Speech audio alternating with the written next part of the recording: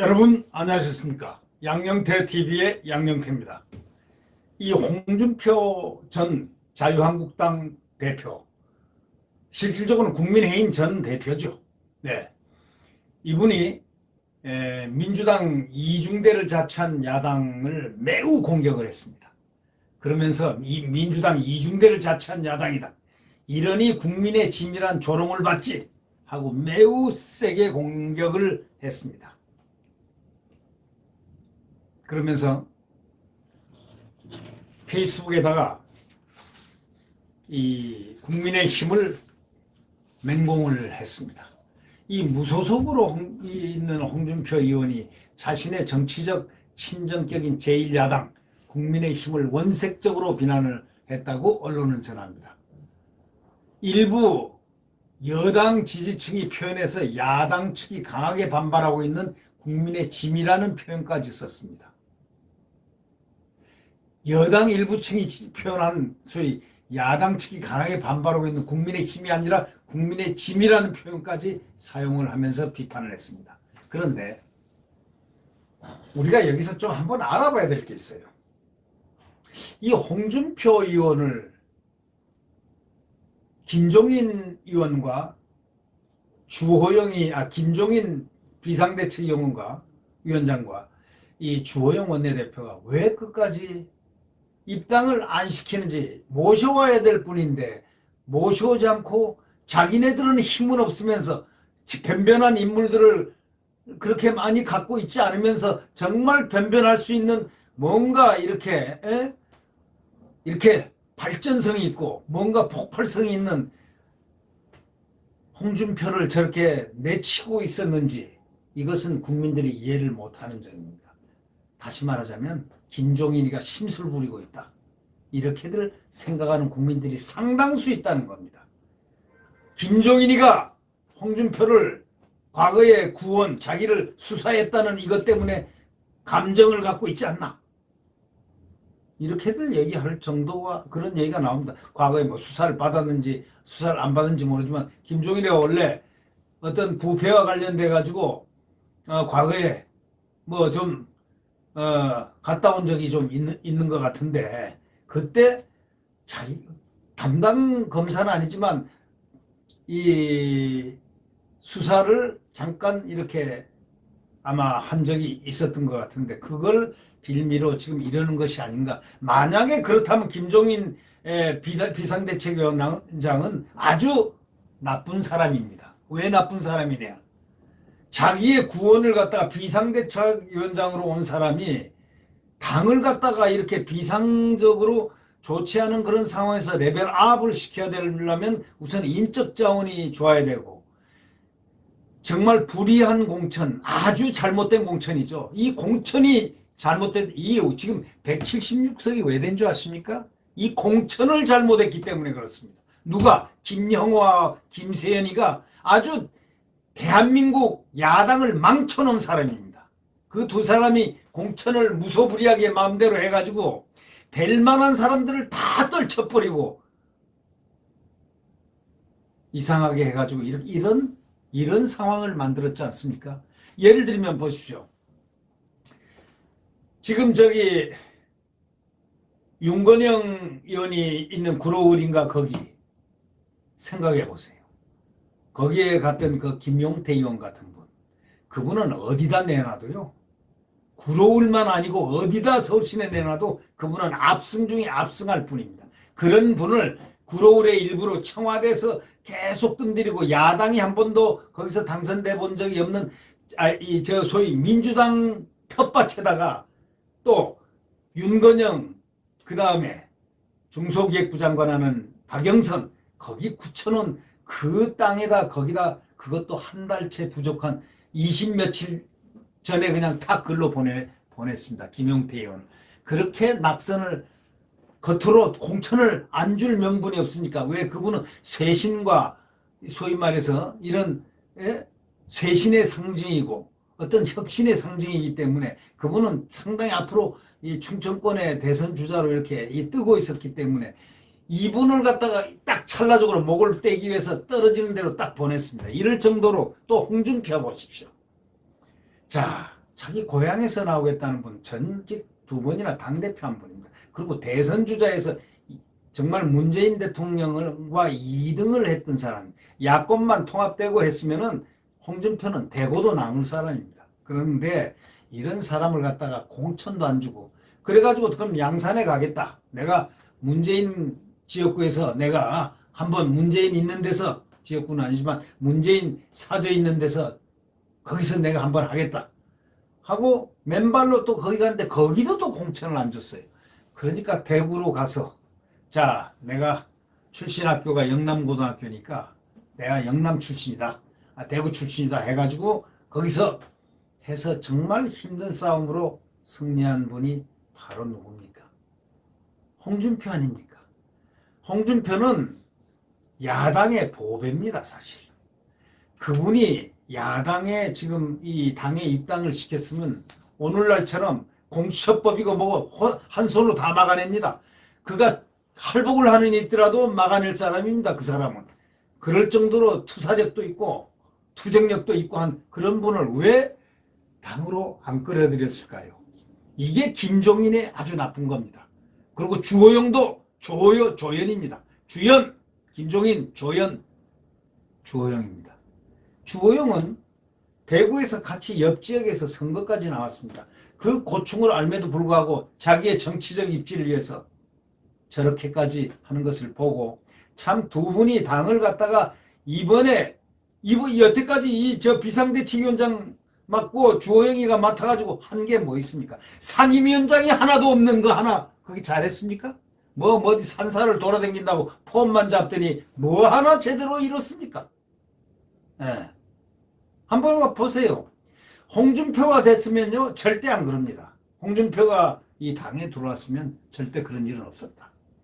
그런 투사 같은 사람을 내쳐가지고 결국은 당력, 국민의 힘이, 강한 국민의 힘이 될 수 있는 기회를 갖다가 스스로 견제하고 질투하고 해서 밀어내고 있는 바로 이러한 형국. 그러니까 홍준표 의원도 화가 났죠. 딱 보니까 자신의 정치적 친정격이지만은 제1야당 국민의힘을 원색적으로 비난할 수밖에 없는 게, 그가 비난하는 것은 사실적인 관점이 있기 때문이죠. 여당 일부 지지층이 표현해서 야당 측이 강하게 반발하고 있는 국민의 짐이라는 표현까지 썼습니다. 아까도 얘기했지만 소위 사회관계망 서비스망 페이스북에다가 뭐라고 썼냐면, 문재인 정부의 온갖 악정과 실정에도 불구하고 야당이 국민의 짐이라고 조롱받는 이유가 뭐냐? 그거는 이중대 정당임을 자처하는 야당 지도부. 그 지도부 구체적으로 누구냐? 그거는 비대위원장 김종인과 주호영입니다. 그의 정책과 무투쟁 노선, 투쟁도 안 하고 말로만 그냥 뭡니다 하고 큰 소리치고 끝. 뒤로는 무슨 짓 하는지를 아무도 모르는 거죠. 그건 말로만 하니까.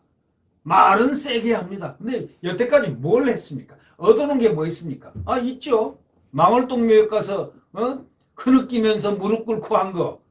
지가 뭔데 이 당을 끌고, 당이 무슨 5.18과 무슨 관계가 있길래 당을 끌고 거기 들어가서 비상대책위원장이 당을 대표하면서 거기 가서 그걸 사죄를 합니까? 뭘 잘못했기에요?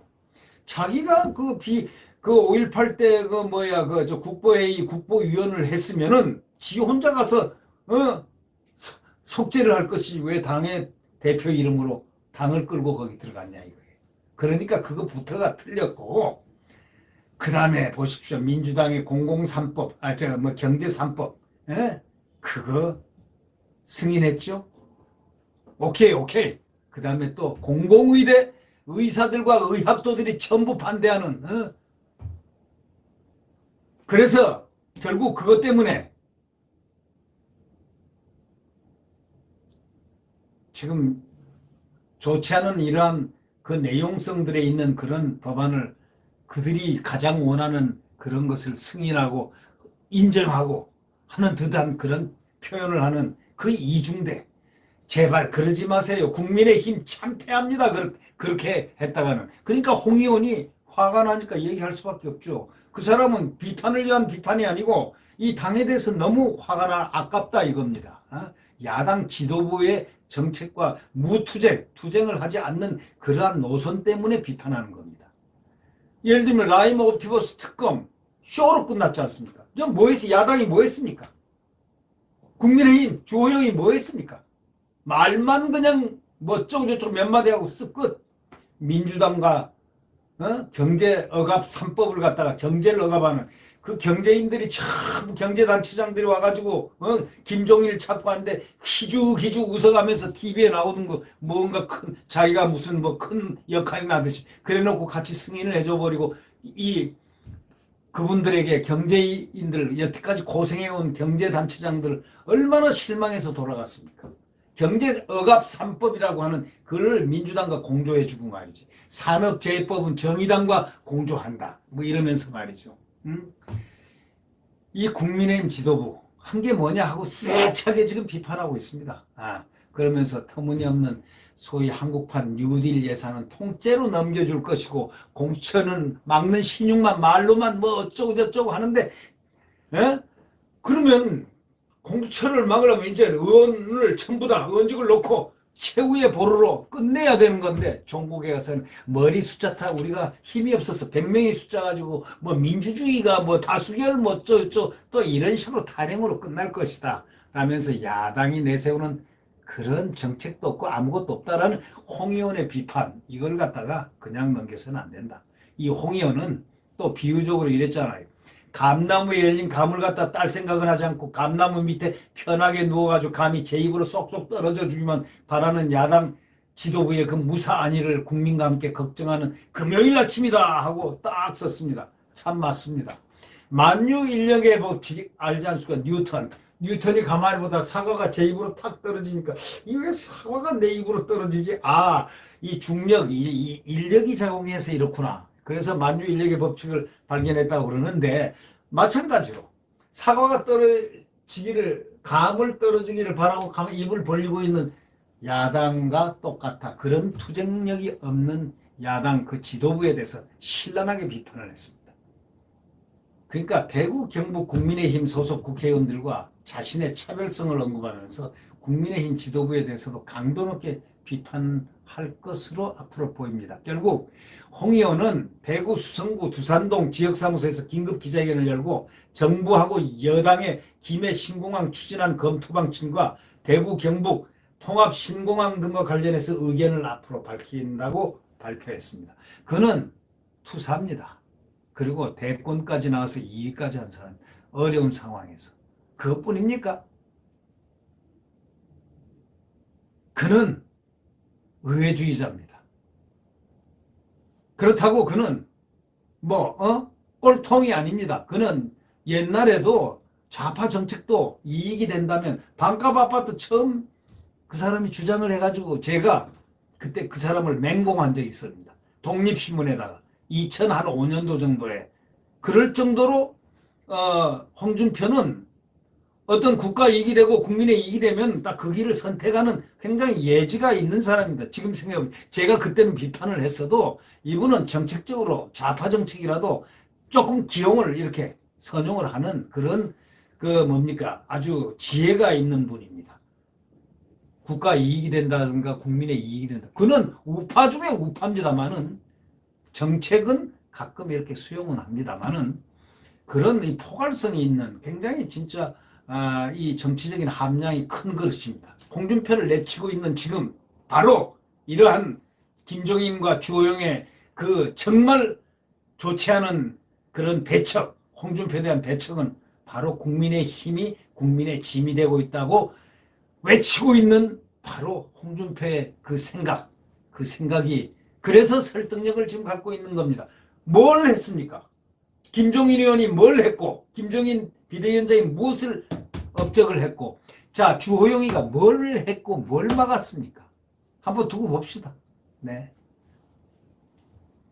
그렇게 소리만 지른다고 입 가지고 쫑쫑 한다고 되는 게 아니라는 사실을 분명히 말씀해 드립니다. 저는 이 홍준표 씨가 이런 했다고 이 동아닷컴에 이렇게 글이 많이 났던데 이런저런 해서 그 글을 읽고 당연히 할 만하다. 100% 박수. 찬성입니다. 그분 말은 맞는 말이었습니다. 틀린 곳이 한 군데도 없습니다. 제가 감히 말씀드립니다.